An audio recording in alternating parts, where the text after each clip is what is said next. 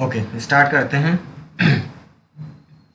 हमने switch case पढ़ा था कि कैसे काम करता है स्विच केस, ठीक है। उसका सिंटैक्स देखा था, एक छोटा सा प्रोग्राम भी बनाए थे। आज हम बात करेंगे फॉल थ्रो प्रॉब्लम की। स्विच केस जब हम यूज़ करते हैं तो यहाँ पे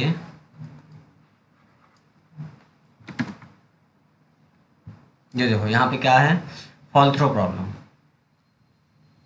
ये क्या है, जब भी हम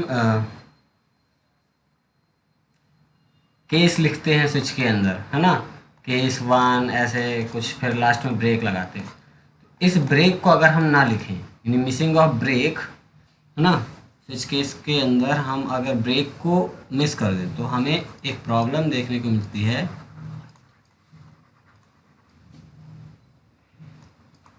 फॉल थ्रो प्रॉब्लम, ठीक है। तो ये फॉल थ्रो प्रॉब्लम क्या होती है, the missing of break statement after each case, ठीक है, या इनसाइड केस। या स्विच केस जब हम यूज़ करते हैं तो केस के जस्ट बाद अगर हम ब्रेक को ना लिखें तो उस केस में हमें ये प्रॉब्लम देखने को मिलती है। अब ये फॉल थ्रो प्रॉब्लम होती क्या है, तो मान लो अगर मैं यहाँ पे एक केस लिखता हूँ, स्विच केस बनाता हूँ, यहाँ पे मैंने लिखा 1, यानी ऐसे वैल्यू जाएगी 1, ठीक है। मैंने लिखा केस 1, यहाँ पे कुछ स्टेटमेंट होंगे, मैंने इसके जस्ट बाद ब्रेक नहीं लगाया, इसके जस्ट बाद केस 2, यहाँ पे कुछ स्टेटमेंट होंगे, मैंने यहाँ पे भी ब्रेक नहीं लगाया, मैंने लिखा केस 3 और यहाँ पे मैंने ब्रेक लगा दिया, ठीक है। देन यहाँ पे डिफ़ॉल्ट यहाँ पे कुछ स्टेटमेंट होगा। तो अगर हमने यहाँ पे अभी क्या हुआ, हमने इस केस के बाद भी ब्रेक मिसिंग है हमारा, यहाँ पे केस 2 के बाद भी मिसिंग है, सीधा हमें ब्रेक कहाँ पे मिला है, केस 3 के बाद। इतना क्लियर है। तो अब यहाँ पे जब ये एग्जीक्यूट होगा तो कैसे होगा देखना, केस 1 है, मतलब वैल्यू अगर 1 आ रही है तो स्विच केस जैसा हमने पढ़ा उसके हिसाब से क्या होना चाहिए केस 1 पे, कि अगर वैल्यू 1 आई है तो ओनली केस 1 चलना चाहिए, राइट। बट यहाँ पे केस 1 मैच तो कर जाएगा, तो ये स्टेटमेंट सारे चलेंगे, एग्जीक्यूट हो जाएंगे। इसके बाद ब्रेक तो मिला नहीं इसे, तो इसके आगे जब तक इसे ब्रेक नहीं मिलेगा ये सारे केसेस को एग्जीक्यूट करता जाएगा, यानी हमारा केस 2 भी एग्जीक्यूट हो जाएगा, केस 3 भी एग्जीक्यूट हो जाएगा, और इसके बाद जब इसको ब्रेक मिलेगा तब ये यहाँ पे स्टॉप होगा। यानी वैल्यू हमने 1 दी थी तो 1 मतलब केस 1 बस चलना चाहिए था, बट ब्रेक ना होने की वजह से यहाँ से गिरता हुआ, फॉल थ्रो मतलब गिरता हुआ, दूसरे केस में भी आ गया, यहाँ से गिरा, तीसरे केस में भी आया, यहाँ ब्रेक मिला, तब जाके ये रुका, सारे एग्जीक्यूट कर दिया। यही प्रॉब्लम है कि फॉल थ्रो प्रॉब्लम, ठीक है, समझ आया। अब इसको प्रॉब्लम कहो या इसका तुम इसको एज ए एडवांटेज लेके भी चल सकते हो, कैसे देखो, इसको थोड़ा सा पढ़ो। क्या है, this is the another feature off switch case statement, this is actually situation and generated due to the absence of break statement from the case statement। Case statement जो हम लिखते हैं वहाँ पे ब्रेक स्टेटमेंट के अब्सेंस से जो हमें वो सिचुएशन जो मिलती है, जिस तरीके से वो कोड बिहेव करना स्टार्ट करता है, उसका जो एग्जीक्यूशन है वो तरीका चेंज हो जाता है, वो है हमारा फॉल थ्रो प्रॉब्लम। क्लियर हुआ? Everyone please respond. Yes sir. Yes yes sir. Okay, अब इसी को, इस फॉल थ्रो को ना थोड़ा सा आप एग्जाम्पल से समझते हैं, एक छोटा सा प्रोग्राम से, ठीक है। तो अगर मैं यहाँ पे ऑनलाइन कंपाइलर पे ही यूज़ करके तुम लोग को दिखाऊं, ठीक है। अच्छा, उस दिन होमवर्क कुछ लोग ने सेंड किया था, तो कुछ का तो सही था, कुछ का गलत था। मैंने बोला था वही स्विच केस वाला प्रोग्राम इफ एल्स से बनाना था ना, क्लास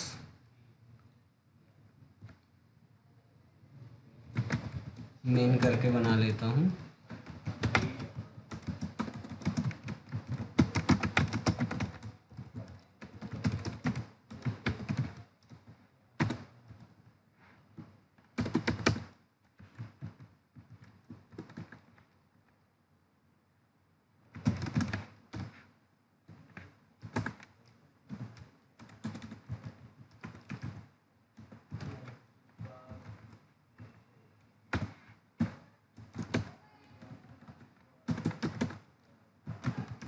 केस 1 कॉलन, यहाँ पे मैंने लिखा system dot out dot println 1, ठीक है।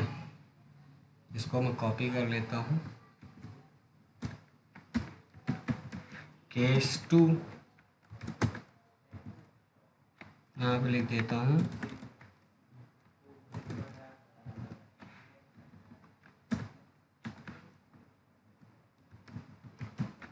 केस 3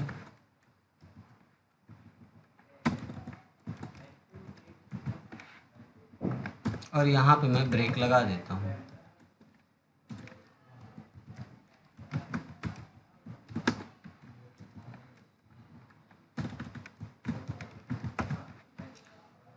अब मैं अगर इसको चलाऊं तो n की वैल्यू क्या है 1, ठीक है। तो अगर मैं ये चीज़ नॉर्मली जैसे अभी सिंपल स्विच केस हम पढ़ते आ रहे थे कि हमें क्या करना था कि हर एक केस के बाद ब्रेक लगाना था, ठीक है। मैं लगा देता हूँ ब्रेक अभी। इस केस में अभी मैं इसको रन करूंगा, क्या आउटपुट आएगा बताओ जरा। 1 होगा सर। ओनली 1 आएगा, बिल्कुल सही, क्योंकि n की वैल्यू क्या है 1। ये केस 1 से मैच किया तो केस 1 के अंदर आ गया और ये प्रिंट कराएगा 1 और इसके जस्ट बाद इसे मिल गया ब्रेक, तो यहीं पे प्रोग्राम स्टॉप हो जाएगा, ये स्विच वाला ब्लॉक है ना। अब इसके जस्ट बाद अगर मैं ब्रेक को हटा दूं, अब क्या आएगा आउटपुट में, अच्छा बताओ। क्योंकि ब्रेक अपसेंस है इस केस में, यहाँ पे फॉल्ट थ्रू प्रॉब्लम सिचुएशन जो जनरेट होगी, फॉल्ट थ्रू सिचुएशन, ठीक है। अभी क्या आएगा आउटपुट में, 1 और 2 आएगा। 1 और 2 आएगा, बिकॉज n की वैल्यू 1 है तो केस 1 मैच किया और केस 1 मैच करने के बाद इसे ब्रेक मिला नहीं, तो जब तक जहाँ इसे ब्रेक नहीं मिलेगा वहां तक आगे वो फॉल थ्रू मतलब गिरता हुआ, यानी आगे का कोड पूरा एग्जीक्यूट करता हुआ जाएगा जब तक उसे ब्रेक नहीं मिला। जहाँ पे ब्रेक मिल गया वहीं पे जाके स्टॉप हो जाएगा। तो यहाँ पे केस 1 भी चल जाएगा और केस 2, क्योंकि इसके बाद ब्रेक मिला नहीं तो केस 2 भी एग्जीक्यूट कर जाएगा और केस 2 में इसको ब्रेक मिल जाएगा, तो ये यहीं पे रुक जाएगा, केस 3 नहीं चलेगा। तो देखो अभी 1 और 2 मिलेगा आउटपुट में, आया। मैं अगर यहाँ से भी ब्रेक को हटा दूं,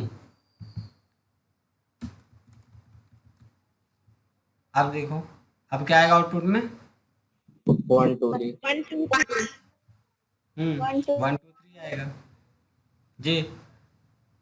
और अगर मैंने 3 वाले केस के अंदर से भी ब्रेक को हटा दिया तब क्या 1 आएगा, 2 3 4 वो इनवैलिड। तो यहाँ पे देखो, ठीक है। तो मतलब अब क्योंकि यहाँ पे ब्रेक इसको कहीं नहीं मिला, तो ये लाइन से हर एक स्टेटमेंट को, जैसे नॉर्मली हमारा प्रोग्राम चलता है ना सीक्वेंस वाइज सीक्वेंस, वो उसी हिसाब से पूरा लाइन से हर एक स्टेटमेंट को जाके एग्जीक्यूट कर दिया, खत्म। अब क्योंकि इनवैलिड प्रिंट कराने के बाद आगे कोई अदर स्टेटमेंट था नहीं, तो वहाँ पे वो खत्म हो गया, प्रोग्राम ही खत्म हो गया, है ना। तो यहाँ पे इसका वर्किंग पूरा चेंज हो जाता है ना चेंज। नॉर्मली जब हम स्विच केस का हम यूज़ करते हैं प्रॉपर स्विच केस, और केस के अंदर हर एक केस को स्टॉप करने के लिए हर एक केस के जस्ट एंड करने के लिए ब्रेक लगाते हैं, तो वो उस हिसाब से वहाँ पे वो प्रॉपर काम करेगा। और जब हम ब्रेक को नहीं मतलब मिस कर देते हैं, उसे नहीं लगाते, एब्सेंस ऑफ ब्रेक, तो वहाँ पे हमें जो सिचुएशन मिलती है उसका बिहेवियर पूरा एग्जीक्यूशन का चेंज हो जाता है, और यही है हमारा फॉल थ्रू, ठीक है। क्लियर है इतना। अब ये फॉल थ्रू को एज अ एडवांटेज हम कैसे यूज़ कर सकते हैं, तो अभी हमने एक प्रोग्राम बनाया था इसमें स्विच केस में नहीं, इफ एल्स में मैंने तुम लोग से एक प्रोग्राम बनवाया था कि इनपुट करो कोई कैरेक्टर और चेक करो कि वो अपर केस में है या लोअर केस में, है ना।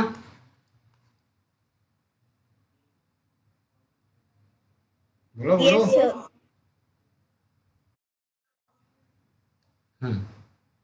तो अब अगर मैं कुछ ऐसा ही प्रोग्राम इसमें बनाना चाहूँ, है ना, या फिर इसको छोड़ो, हम इसी से रिलेटेड कुछ एक प्रोग्राम बनाना चाहते हैं, क्या कैरेक्टर जो भी आए वो वॉवेल है या कॉन्सोनेंट है, वो हमें चेक करना है, ठीक है,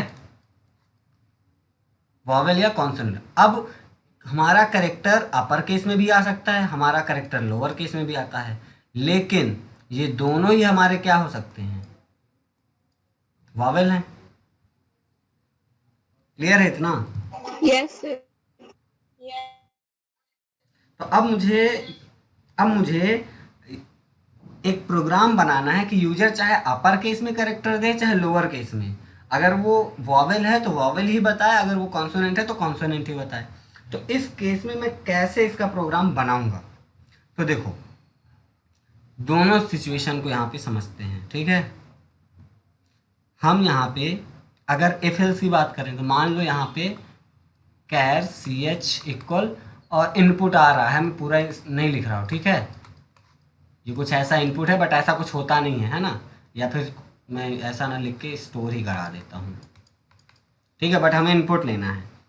अब इसके बाद हम इफ एल्स में इसको कैसे लिखेंगे, इफ हमारा जो कैरेक्टर है, ठीक है, वो अगर इक्वल इक्वल है ए के, है ना, और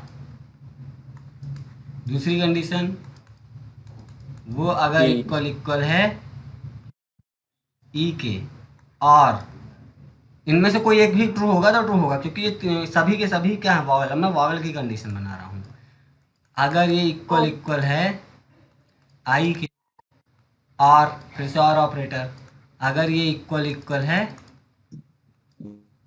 ओ के, फिर से और ऑपरेटर्स के आगे लगेगा, सी एच इक्वल इक्वल है अगर यू के। अब इतना मैंने लिख दिया और मैं प्रिंट करा दूं, ठीक है, क्या, Vowel.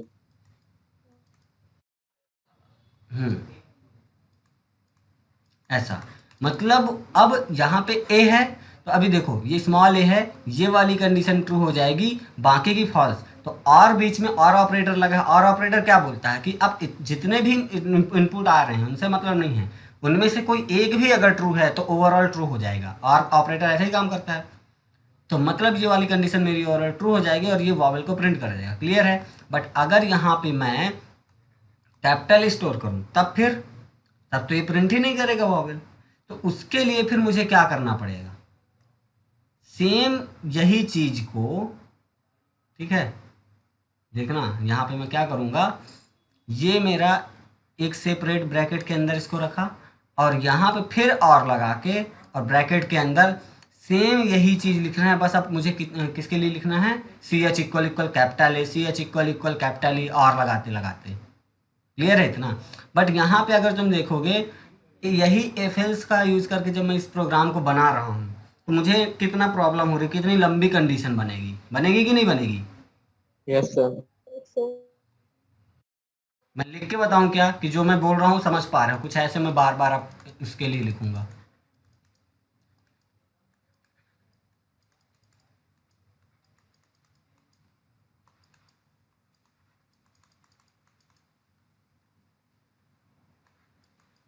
ऐसे मतलब मुझे ये स्मॉल लेटर के लिए पूरा लिखा यहाँ तक, ये पूरा, और सेम यही पूरी लाइन सेम कॉपी पेस्ट कर रहा हूँ, और यहाँ पे अब अपर केस के लिए लिख रहा हूँ, बीच में और लगा हुआ है। मतलब या तो ये वाला सेक्शन या तो ये वाला, कोई भी ट्रू है तो ओवरऑल ट्रू मान लो तुम, क्योंकि वो हमारा वावेल ही है।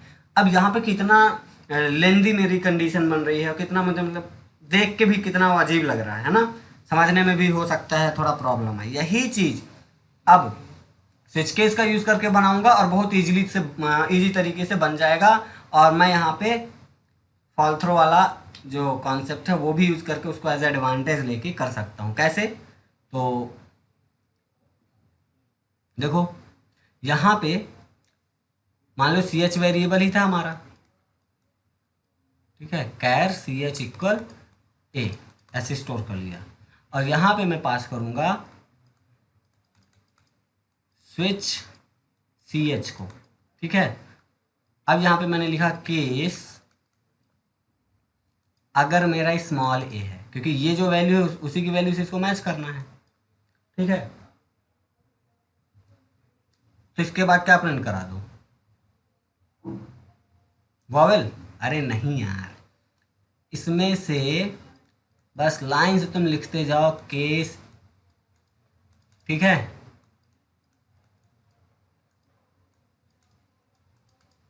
ये सेमी कॉलन नहीं है, कॉलन है, ठीक है, डबल डॉट।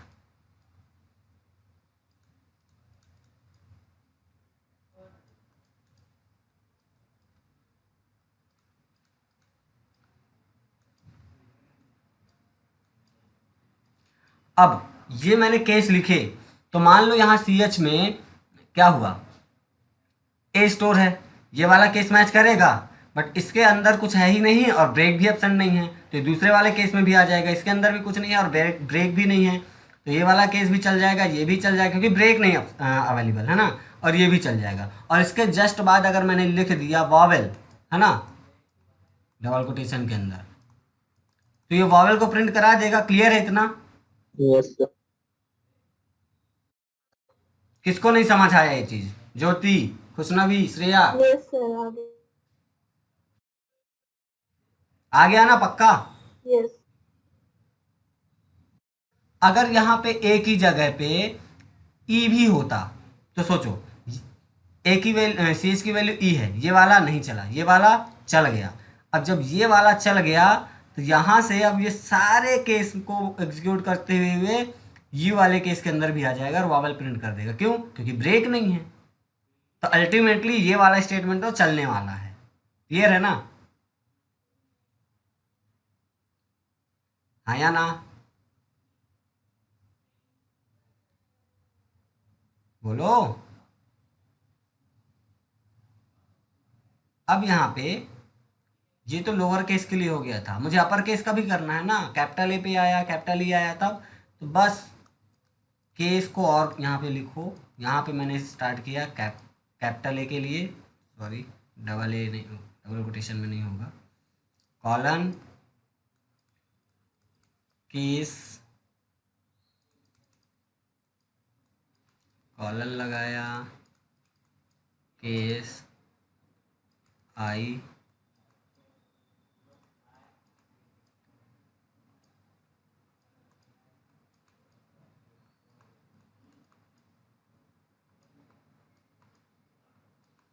ठीक है, ए ई आई ओ यू, ये हो गया। और यहाँ पे अब मैं प्रिंट करा रहा हूँ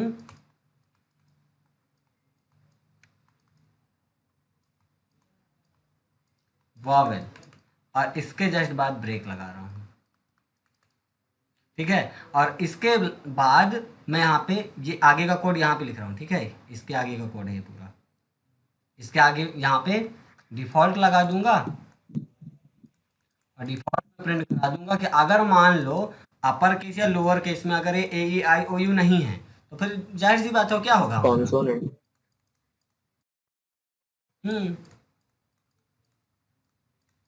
तो ऐसे हम यहाँ पे ये प्रिंट करा देंगे और ये मेरा स्विच का बॉडी क्लोज।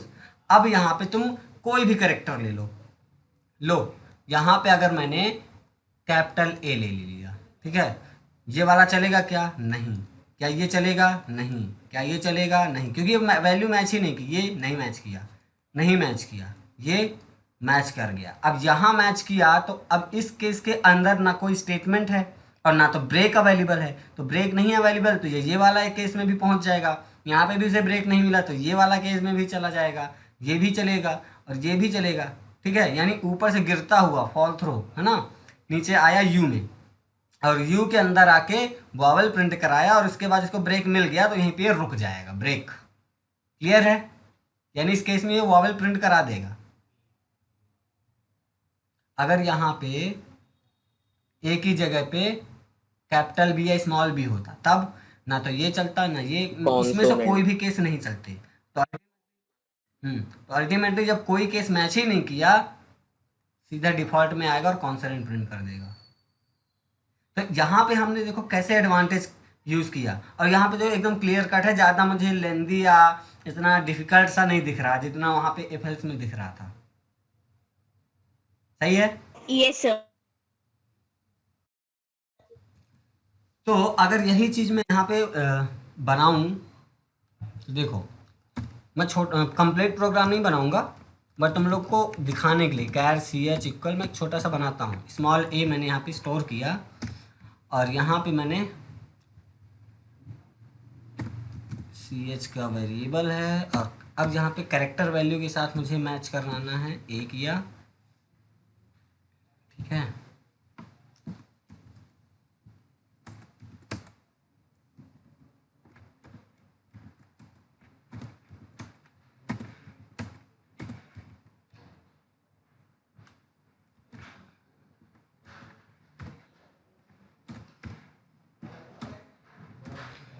मैं स्मॉल का ही किया, ठीक है। अपर केस का सेम उसके आगे जो हम केस बना लेना, यहाँ पे वॉवेल और डिफ़ॉल्ट में प्रिंट करा देंगे क्या, यहाँ ब्रेकअप लगाना ज़रूरी है, ठीक है। जहाँ तक तुम्हें फॉल थ्रो यानी गिरते हुए जाना है वहाँ तुम ब्रेक मत लगाओ, बट जहाँ पे फिर स्टॉप करना वहाँ लगा सकते हो, यहाँ पे कॉन्सोनेंट, ठीक है। ये हो गया। अब सेम चीज़ अगर अभी मैं, चलो इतना ही रन करता हूँ, अभी क्या देगा मुझे आउटपुट में, वॉवेल दिया। मैं यहाँ पे बी करता हूँ, स्मॉल बी, तो कॉन्सोनेंट आया। यहाँ पे मैं स्मॉल ई करता हूँ तो Vowel. मुझे क्या मिलेगा, तब भी वॉवेल मिलेगा। बट अगर यहाँ पे कैपिटल ई कर दिया, अभी अपर केस वालों के लिए तो मैंने केस लिखा ही नहीं है ना, तो कॉन्सोनेंट दे रहा है, बट ये गलत है। मैं यहाँ पे सेम यही केस को रेप्लिकेट करूँगा और बस इनका वैल्यू अपर केस में कर दूँगा, capital A, capital E, capital I, capital O, capital E. अब ये चल गया। अब तुम चाहे जैसी वैल्यू दो, अपर केस में, लोअर केस में, अभी देखो वावेल आ रहा है और सी एच की वैल्यू कैपिटल ई है ना, कैपिटल बी स्मॉल बी दो, ये कॉन्सोनेंट अब बोलेगा क्योंकि ये तो कॉन्सोनेंट ही है ना। तो फॉल थ्रो प्रॉब्लम क्लियर हो गया, आई होप बन जाएगा सबसे।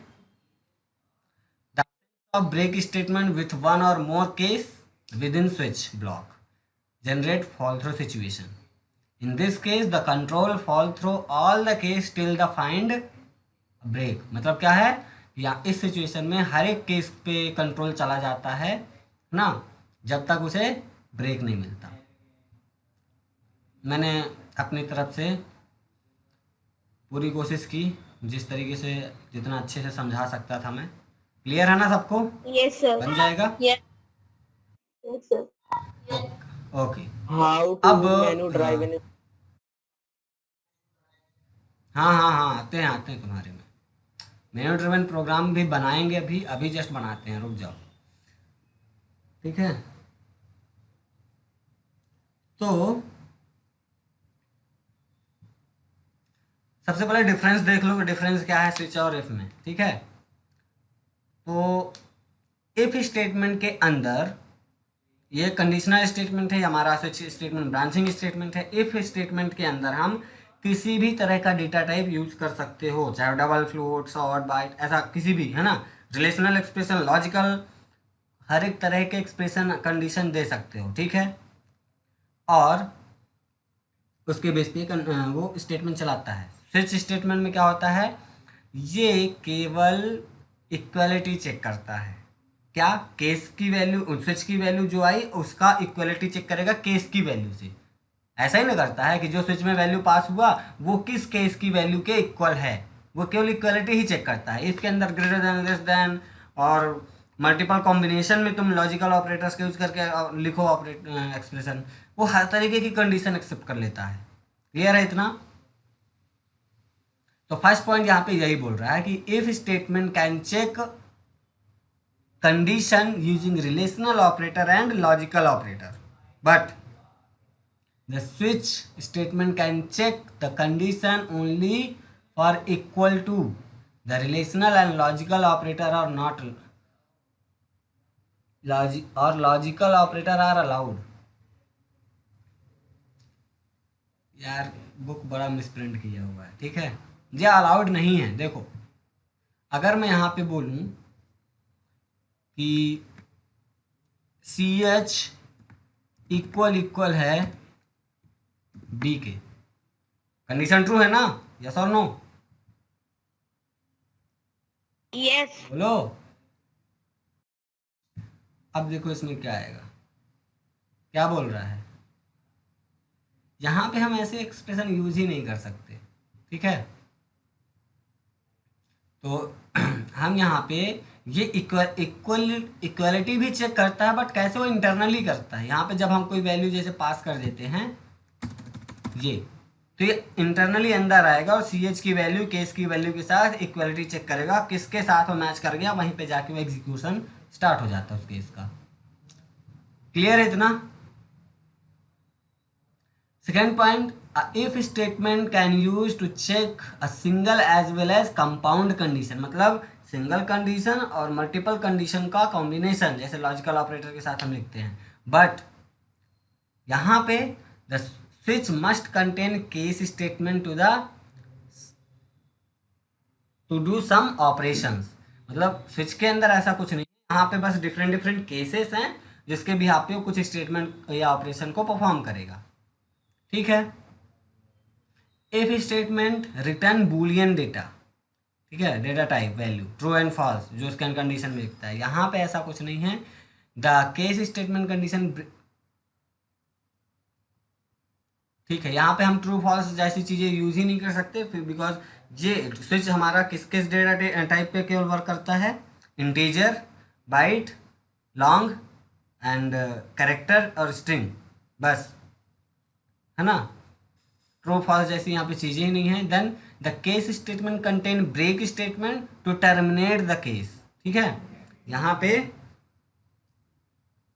केस को टर्मिनेट करने के लिए ब्रेक स्टेटमेंट हम अलग से यूज़ करते हैं. बट हमारा इफ एल्स कंडीशन के भी आप पे फॉल्स है तो ब्रेक हो जाएगा, नहीं है फॉल्स तो आगे स्टेटमेंट चलेगा, ट्रू फॉल्स, है ना. देन इफ स्टेटमेंट ब्लॉक में कंटेन अ ब्रेक, ठीक है, इफ ब्लॉक के अंदर ब्रेक स्टेटमेंट हो सकता है बट कंपल्सरी नहीं है, इट, है ना, इट कैन बी. बट यहाँ पे ये ऑप्शनल है, ये देखो लिखा है it is an optional process, इसके अंदर हो सकता है. और इसके अंदर भी सेम चीज़ है, ऑप्शनल ही है. द स्विच, अभी हमने देखा भी, the switch block contain an optional default statement which run when no matching case is found. तो ये बेसिक डिफरेंस था जो कि तुम जनरली डिफ्रेंशिएट कर सकते हो बिना पढ़े भी, है ना. जो तुम्हें दिख रहा है वही, जो डिफरेंस दिख रहा है वही. क्लियर है ना इतना? Yes, sir. अब ये चीज़ तो हमने उस दिन करी है कि इफ का स्टेटमेंट है उसको स्विच में, या स्विच का स्टेटमेंट है उसको इफ एल्स में. तो मैंने होमवर्क ही दिया था कि एक स्विच केस का सिंपल प्रोग्राम था, शायद यही तो था, यही था ना. तो कलर कौन सा होमवर्क दिया करवाना था? हाँ ठीक है, कलर वाला था बट था कुछ ऐसा ही, सिमिलर सा, थोड़ा सा आउटपुट में चेंजेस है बस.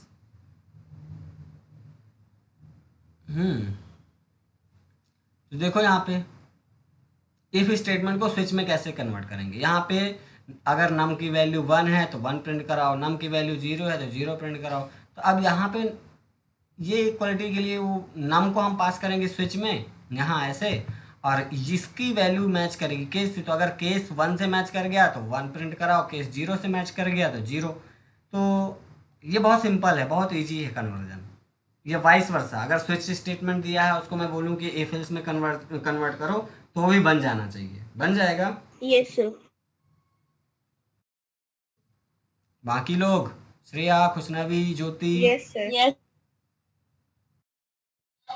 पक्का ना? लक्ष्य, यस सर. सत्यम, हाँ सर. सबसे, ये बहुत सिंपल चीज़ें हैं और मैंने ऑलरेडी ये चीज़ बताई है लास्ट क्लास में, होमवर्क भी दिया था. कुछ लोगों ने सेंड भी किया है बट कुछ लोग का गलत था, कुछ का सही था. ठीक है, ये देखो, अब ये चीज़ यहाँ पे फॉल थ्रो वाला सिचुएशन लिखा हुआ ना, कैपिटल बी स्मॉल बी, तो बुक प्रिंट कराए, और capital F small F friend print कराए.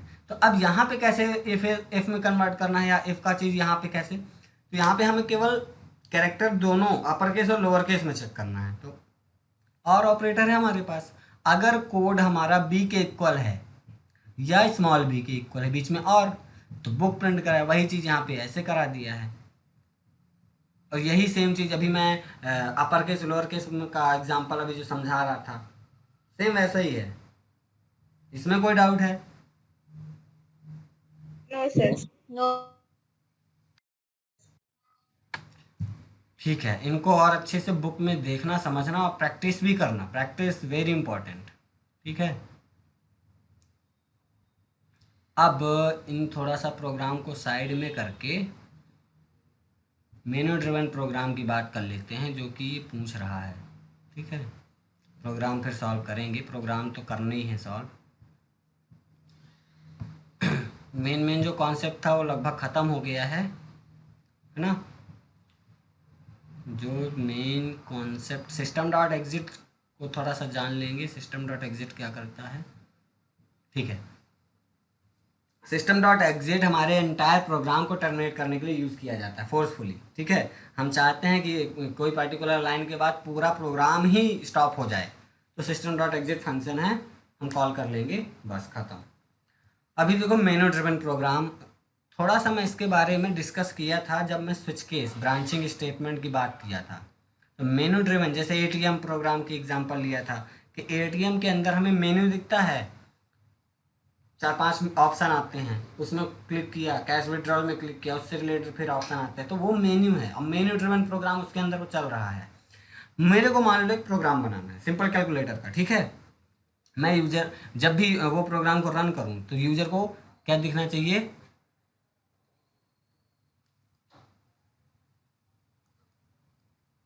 ऐसा, प्रेस 1 फॉर ऐड।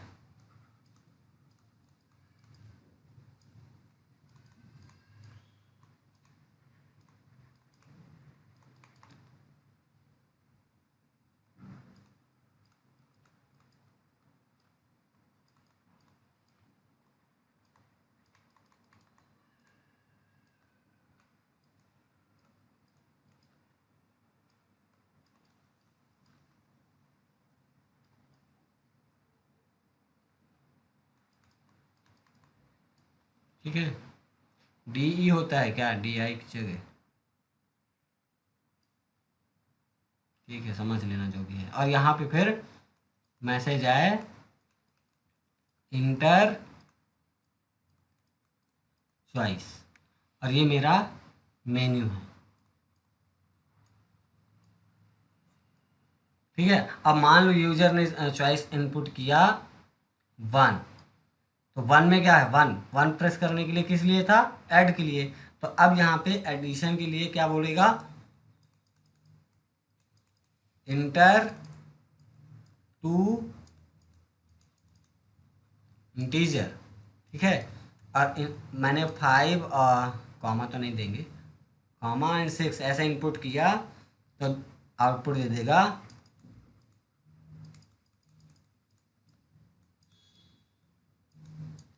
ऐसे। अगर यहाँ पे यूजर ने चॉइस दिया होता 2, तो यहाँ पे आउटपुट क्या आता,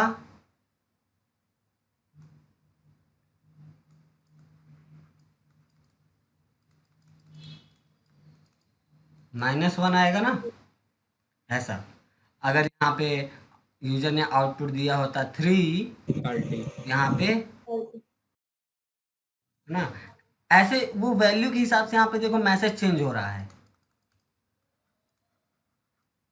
और ऑपरेशन भी चेंज हो रहा है, ऐसा आउटपुट आता। तो हमने बाय डिफॉल्ट हमारा ये जैसे ही रन करेंगे सबसे पहले यूजर को इतना पार्ट दिखेगा, और ये चीज़ें तो फिर कब दिखेंगी, जब ये चॉइस पे डिपेंड करेगा, कैसी चॉइस आ रही है उसके हिसाब से फिर ये चीज़ें दिखेंगी आगे।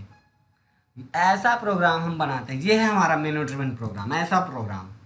तो ऐसे प्रोग्राम कैसे बनाएंगे, चलो बनाते हैं, सिंपल यही यही प्रोग्राम बनाएंगे। ठीक है, हम ब्राउज़र पे आते हैं, नहीं चलो ब्लूजे में ही बना लेते हैं। ठीक है,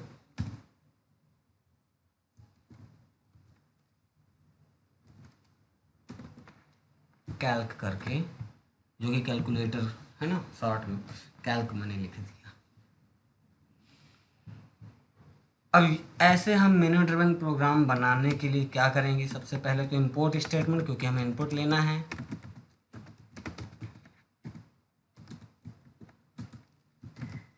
क्लास कैल्क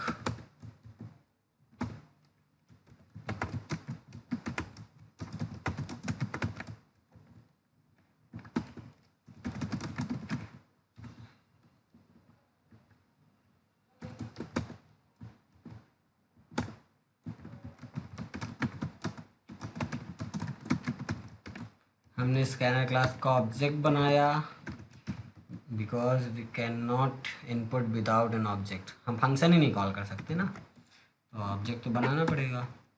अब यहाँ पे मेन्यू बनाएंगे, तो मेन्यू बनाने के लिए सिंपल है ना, हमें system dot out dot println जैसा हमें दिखाना है बस एज इट इज़ वैसा हमें शो करा देना है। तो हमने लिखा डबल कोटेशन के अंदर प्रेस 1, ठीक है, फॉर एडिशन, ठीक है,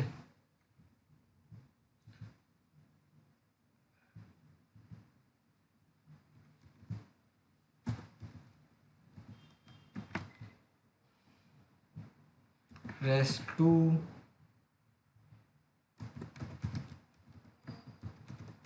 सब्ट्रैक्शन, प्रेस 3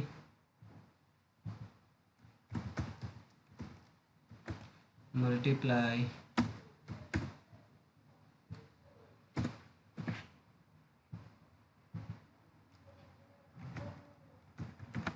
डिवाइड, ठीक है। अब इसके बाद यहाँ पे बोलेंगे एंटर योर चॉइस,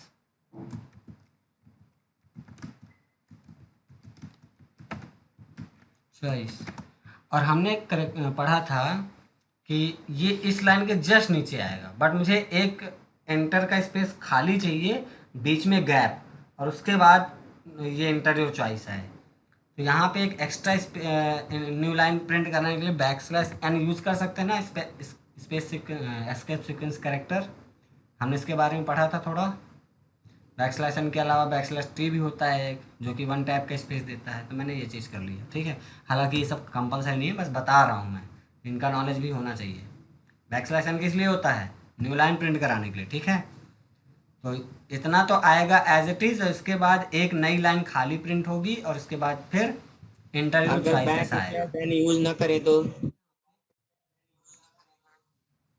कोई दिक्कत नहीं होगी ना, बस बीच में गैप नहीं आएगा। देखो अभी मैं करके दिखाता हूँ, कंपाइल किया, रन किया, देखो बीच में एक एक्स्ट्रा स्पेस आ रहा है यहाँ पे, और इसके बाद आ रहा है इंटर योर चॉइस, है ना। इसके ऊपर एक खाली स्पेस क्यों आ रहा है? ये क्योंकि यहाँ पे मैंने \n लगाया है इसके पहले, इंटर चॉइस के पहले। नहीं लगाऊंगा तो ये इसके जस्ट नीचे सट के आएगा। देखो हटा के दिखाता हूँ, तो फॉर्मेटिंग है मैं कर रहा हूँ और कुछ नहीं। ये लो हटा दिया, अब देखना यस सर। दिख रहा है, ये है अंतर। तो वो थोड़ा सा गैप दे के आए ताकि क्लियर समझ आए, हाँ, इसलिए मैंने ऐसा किया, मैंने लगा दिया, ठीक है।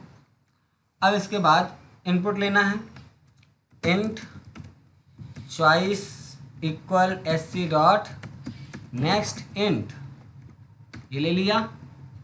अब यहाँ पे मैं स्विच, और स्विच के अंदर चॉइस को पास कर दिया,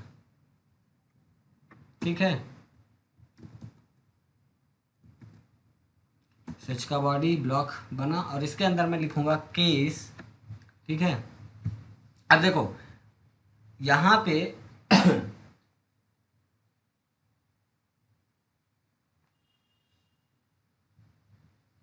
केस कोई भी आए, केस कोई भी आए, 1 2 3 4, हमें 2 नंबर की जरूरत पड़ेगी कि नहीं पड़ेगी? Yes sir.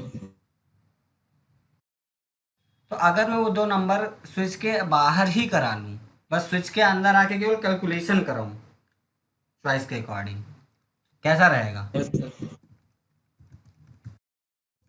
तो मैं यहाँ पे चॉइस इनपुट लेने के बाद यहाँ पे बोल दूँ इंटर टू नंबर या इंटीजर जो भी, ठीक है, और इसके बाद int n1 equal sc dot next int n2 equal sc dot next int, ऐसा कर दूं। क्लियर है? अब यहाँ पे बस इन n1 और n2 के बीच में क्या ऑपरेशन परफॉर्म करना है, ये स्विच केस डिसाइड करेगा। केस 1, चॉइस की वैल्यू अगर 1 है तो केस 1 चलेगा, और 1 के केस में मुझे क्या करना है, system dot out dot println message print करा दो, एडिशन इक्वल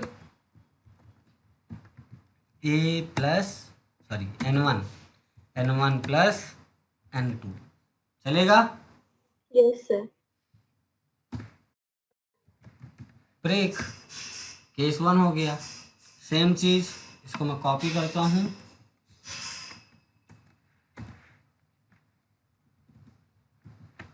और यहाँ पे केस 1 की जगह केस 2 कर दो, और यहाँ पे एडिशन की जगह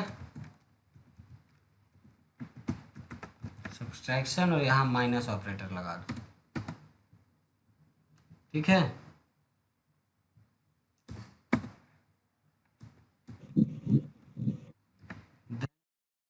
केस 3 के केस में मल्टीप्लाई करना था, और यहाँ पे प्लस की जगह मल्टीप्लाई का सिंबल लगा दो। देन केस 4 यहाँ पे डिवीजन डिवाइड किया, और यहाँ पे ये, और लास्ट में हमने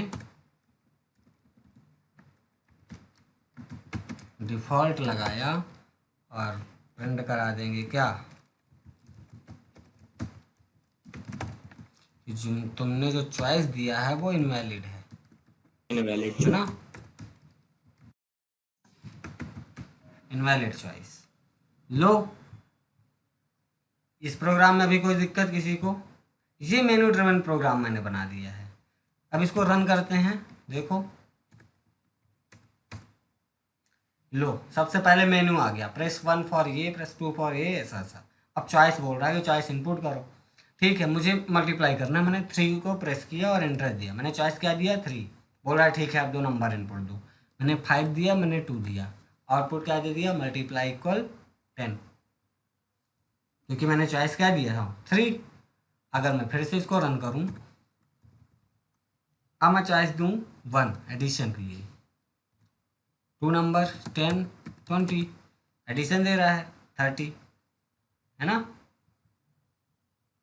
तो अभी क्लियर है लक्ष्य कि ये मेनू ड्रिवन प्रोग्राम क्या होता है और कैसे बनाए जाते हैं। तो मेनू जो होता है, मेनू तो हमें सिंपल प्रिंटलन लगा के ऐसे बना देना होता है, बस उस मेनू के हिसाब से अब आगे काम करना है और स्विच केस वैसा चलाना है। Yes sir. क्लियर है?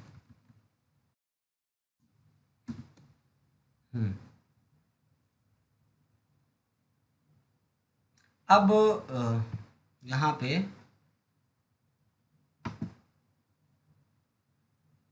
इसको समझो, सिस्टम डॉट एग्जिट ये क्या है, ठीक है। तो नॉर्मली जब हम ब्रेक की बात करते हैं तो ब्रेक किसी पर्टिकुलर ब्लॉक से हमें बाहर करता है, यानी किसी पर्टिकुलर ब्लॉक को टर्मिनेट करता है ना। क्या हमारा यहाँ पे मैं इसको ऑनलाइन कंपाइलर में ही समझा सकता हूँ, मैं क्यों ब्लूजे में जाऊँ जी, ठीक है। यहाँ पे ब्रेक हुआ और ये मेरा स्विच क्लोज हो रहा है, और स्विच के जस्ट बाहर एक system dot out dot println ये लिखा, और यहाँ पे लिख रहा हूँ एग्जिटिंग, ठीक है। मतलब यहाँ से प्रोग्राम ये लास्ट स्टेटमेंट है हमारा एग्जिट, इसके बाद कुछ नहीं आने वाला। तो मान लो अभी बी की वैल्यू सी एच की वैल्यू क्या है बी, इस केस में ये डिफ़ॉल्ट वाला चलेगा और क्या प्रिंट कर देगा, कॉन्सोनेंट करेगा, हाँ या ना। Yes, sir. भाई चलो मैंने ए किया, स्मॉल ए, अभी ये क्या प्रिंट करेगा, यहाँ से पूरा केस एग्जीक्यूट करता हुआ यहाँ तक आएगा, और यहाँ वॉवेल प्रिंट कराएगा, और वॉवेल के बाद ब्रेक। तो ब्रेक क्या करेगा, पूरे इस स्विच ब्लॉक को यहाँ पे रोक देगा, टर्मिनेट कर देगा, और इसके बाद जब स्विच ब्लॉक के बाहर आएगा, इसको नेक्स्ट स्टेटमेंट ये मिलेगा, तो फिर एग्जिटिंग ये भी प्रिंट कर देगा, यानी आउटपुट में हमें क्या मिलने वाला है, वॉवेल एयर एग्जिटिंग। देखो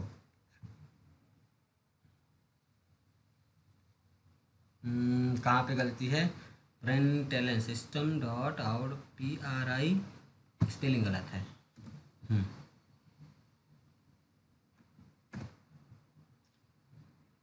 अभी देखना, वावेल और एग्जिटिंग ऐसा प्रिंट हुआ। Yes, sir. तो ये रहा है, हो क्या रहा है कि इसने CH की वैल्यू A है, ये वाला केस मैच किया, ब्रेक मिला नहीं तो ये भी चल गया, ये भी चल गया। यहाँ पे ब्रेक मिला U के बाद, तो U के अंदर आया, वावेल प्रिंट किया और ब्रेक मिला, तो फिर ब्रेक यहाँ पे क्या कर रहा है? इस ब्लॉक को, स्विच का ब्लॉक को स्टॉप कर रहा है। बट स्विच ब्लॉक के जस्ट बाद भी तो कुछ स्टेटमेंट हो सकते हैं ना, और यहाँ पे है, तो वो स्टेटमेंट फिर चला। स्विच जैसा खत्म हो तो स्विच के बाद वाला जो भी आगे स्टेटमेंट होगी वो चलेंगे। तो यहाँ पे एग्जिटिंग वाला चला और ये ऐसा प्रिंट कर दिया। इतना क्लियर है? तो क्यों ऐसा वावेल और एग्जिटिंग आ रहा है? Yes, sir. अब यहीं पास ब्रेक की जगह मैं अगर सिस्टम डॉट एग्जिट इस फंक्शन को कॉल करूं और बीच में 0 पास किया, 0 मतलब हम बता रहे हैं ऑपरेटिंग सिस्टम को कि हमारा जो प्रोग्राम टर्मिनेट हो रहा है वो नॉर्मल टर्मिनेशन है। 1 पास करते हैं जब हमें ऐसा बताना होता है कि हमारा वो प्रोग्राम का जो टर्मिनेशन है वो अब नॉर्मल है।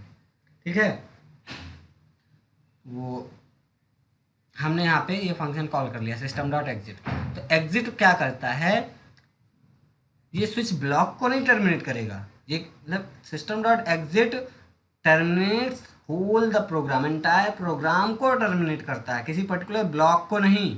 ब्रेक ब्लॉक किसी पर्टिकुलर ब्लॉक को टर्मिनेट करने का काम करता है, प्रोग्राम के किसी पर्टिकुलर ब्लॉक को, है ना, चाहे वो स्विच का है या लूप का। बट हमारा सिस्टम डॉट एग्जिट पूरे प्रोग्राम को ही टर्मिनेट कर देगा, यानी वावेल प्रिंट होने के बाद पूरा प्रोग्राम टर्मिनेट, ख़त्म, उसके बाद कुछ आएगा ही नहीं। यानी ये लास्ट वाला एग्जिटिंग जो अभी आ रहा था अब नहीं आएगा। देखना, देखा? सर सिस्टम डॉट क्लियर है? एग्जिट के बाद तो उसमें कोई भी नहीं एग्जीक्यूट होगा ना? क्या? हाँ, कुछ नहीं एग्जीक्यूट होगा, इसके बाद तुम कुछ भी लिख दो नहीं चलेगा, क्योंकि ये स्टेटमेंट जैसे चला मतलब पूरा प्रोग्राम खत्म, फिनिश, एग्जीक्यूशन खत्म, समझ रहे हो? टर्मिनेट हो जाता पूरा प्रोग्राम ही, समझे? Yes sir. तो इसको भी देखो, in switch case statement you have observe that the break statement terminate the switch block and continues the rest of part. जैसा भी देखा था कि ब्रेक स्टेटमेंट प्रोग्राम को टर्मिनेट नहीं करता था, स्विच ब्लॉक को टर्मिनेट करके बाकी आगे का रेस्ट ऑफ पार्ट जो भी था वो हो रहा था, एग्जिटिंग आ रहा था। बट यहाँ पे सिस्टम डॉट एग्जिट कुछ अलग तरीके से काम करता है। If you want to exit और terminate the program from any stage by skipping few और all statement, then you can use system dot exit. The method used to terminate method is used, ये जो method है ना, exit एक function है, किस class के अंदर है? सिस्टम क्लास के अंदर, इसीलिए हम लिखते हैं system dot exit. So the method is used to terminate or end the entire program from any stage of the stage by terminating, क्या लिखा हुआ है आगे? Termination, क्या जो भी लिखा है, the JVM। ठीक है, अब यहाँ 0 का मतलब देखो, ये क्या बता रहा है? 0 means indicate the successful termination, ठीक है, नॉर्मल टर्मिनेशन। और 0 की जगह 1 भी पास करते हैं कभी कभी, उसका मतलब होता है कि अब नॉर्मल टर्मिनेशन, मतलब कुछ तो प्रॉब्लम है। Non zero value indicate the unsuccessful termination, अब नॉर्मल, वही जो बोल रहा हूँ मैं। ठीक है, ये डिफ्रेंशिएट, यहाँ पे डिफरेंस भी लिखा हुआ है, ब्रेक कैसे काम करता है, सिस्टम डॉट एग्जिट। तो जो डिफरेंस मैंने बता दिया बस वही डिफरेंस यहाँ पे भी बताएगा और कुछ नहीं। क्लियर है इतना?